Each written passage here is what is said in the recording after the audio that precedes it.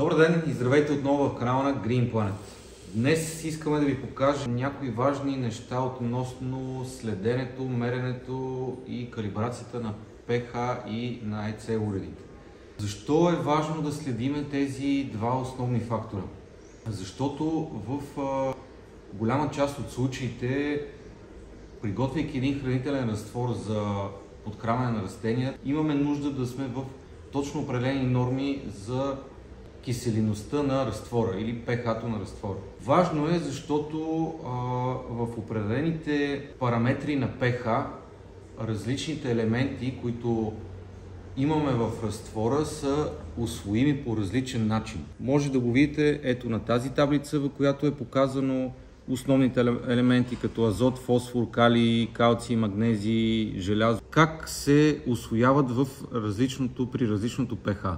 При по-ниско pH азота и фосфора са трудно усвоими, както и част от калия. При по-високото pH съответно желязото е трудно усвоимо, и за да предотвратиме дефицити, недохранвания и за да сме сигурни, че всичко, което имаме като компоненти в торовете, ще бъде усвоено от растенията на максимум, е желателно да използваме норми на pH, които са зададени, варират леко в зависимост дали отглеждаме на почва, дали отглеждаме на кокосов субстрат или дали ще отглеждаме на минерална вата, дали ще отглеждаме на хидропоникови системи. Не е задължително винаги бетон да е pH-то, т.е. да е една и съща стойност. Може да варира леко в порядъка между 5,5 до 6,5, 6,8 понякога, но е желателно да е горе-долу в нормите на неутралното pH. От гледна точка на уредите за pH, които се предлагат на пазара, ние сме се спряли на няколко марки, които сме се убедили, че работят качествено, точно, и ако се грижите добре за тях, ще ви вършат работа дълго време. В момента ще ви покажем уреди на Blue Up, изключително добра марка, качествени и хубави уреди. Може да намерите при тях, в тяхната гама, писалки за pH, за измерване, може да намерите комбинирани уреди, монитори, може да намерите помпи, които контролират съответно pH и ЕЦ, както и уреди, които да ви помогнат за необходимостта за измерване на ЕЦ и други компоненти. Важното при тях е почти всички уреди, които са от този тип, имат защитен гел върху сондата, която е за измерване на pH, когато си закупите уреда.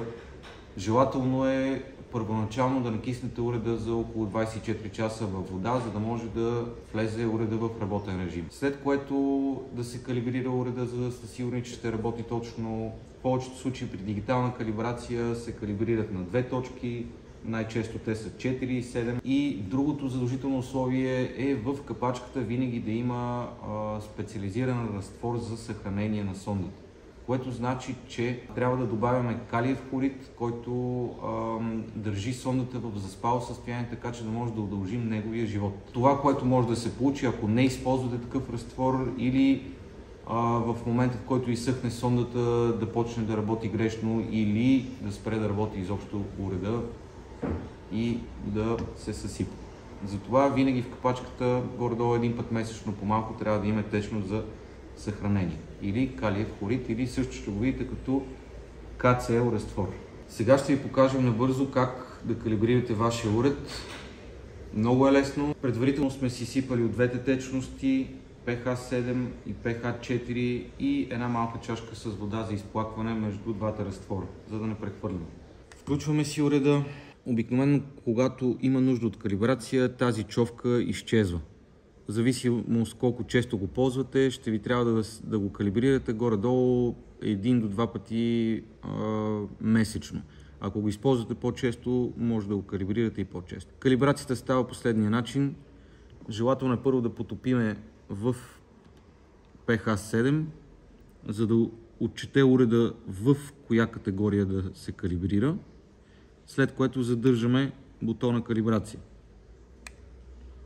Той ще започне да отброява, като си прави температурна компенсация, за да може да е точен, след което запаметява буфера и ни дава отметка OK. Ако даде ронг или нещо друго, което не е окей, повтаряме отново, докато не стане готов. Изплакваме си във вода, изтръскваме леко и внимателно, след което потапяме в следващия разтвор pH 4. Изчакваме малко да влезе в рамки, задържаме отново калибрация. Показва ни, че калибрират на буфер 4, което е важно.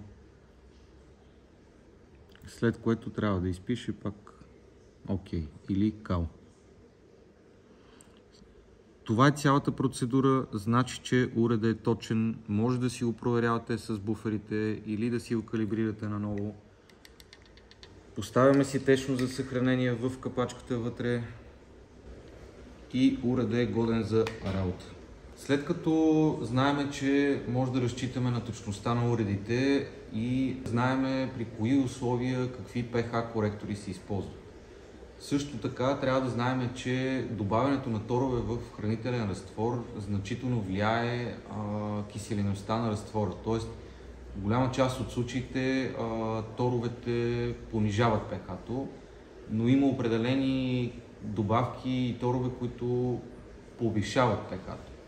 Има определен ред на смесване, като например ако използваме силикати, е желателно първо да започнем с тях, след това да добавяме останалите торове. Има органични торове, които по-малко повлияват на pH-то, но за да сме сигурни, обикновено правим една проверка на водата, която използваме, да знаем тя с какво pH начално започва, след което, след добавянето на всички компоненти, основни торове и добавки, мериме разтвора, за да сме сигурни, че това, което ще отиде при растенията, е с правилното pH или с правилната киселинност. Важно в случая е да знаем, че при отглеждане на почва, т.е. когато ползваме жива среда за отглеждане, е желателно да използваме органични коректори за pH.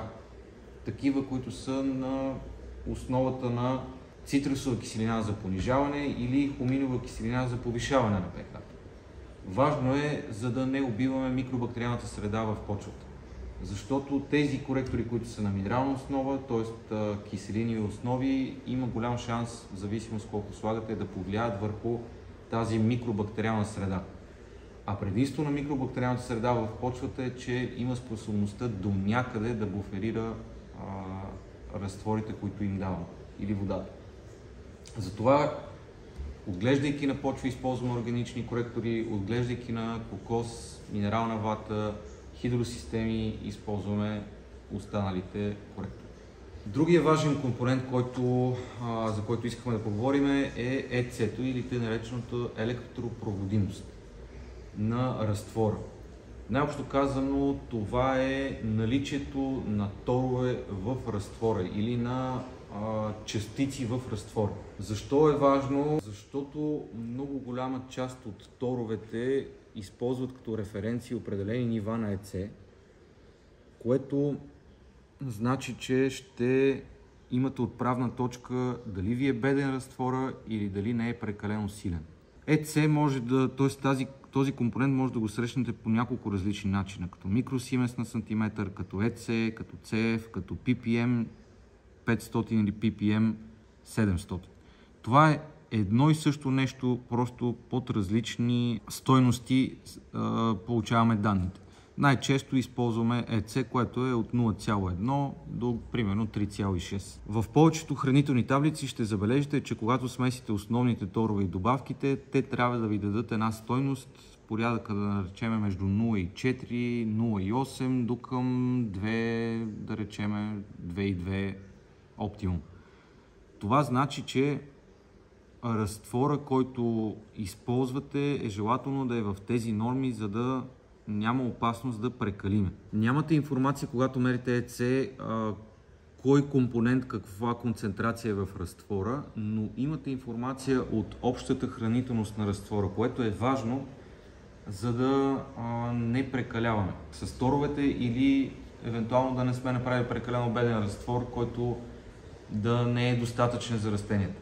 Като уреди ще видите В нашия сайт и на различните марки, писалки за измерване на ЕЦ, от този тип, които се водят като автоматични, едва ли не. От този вид може да видите уреди, които мерят ЕЦ, влага и температура. Предимство на този уред, мултимедията на Blue Up, е, че може да мери в различни типове субстрати. Дали ще е в минерална вата, дали ще е в течност, дали ще е в почва.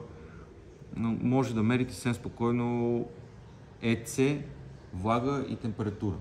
Другото предимство е, че има свързано с апликация на телефон, което значи, че ви прави анализ за всяко едно измерване и може да видите в какви рамки се движите във времето. ЕЦ уредите не са толкова взискателни като ПХ уредите, нямат нужда от течност за съхранение, но за да работи точно уреда, особено писалките и другите типове уреди, имат нужда от калибрация. Калибрацията става в зависимост от марката и модела. Най-често на Blue Up се калибрират на 2.77. Това ни е отправната точка. Има някои уреди като от този тип транчона, които не се калибрират. Те не са много като модели. Хубав уред е, но е направен главно за разтвори, както и писалка. Ако желаете да мерите в субстрат или в нещо друго, опциите не са прекалено много, но мултимедията е един доста добър вариант. Как коригираме ЕЦ, ако нещо се обърка и видим, че разтворът е прекалено силен?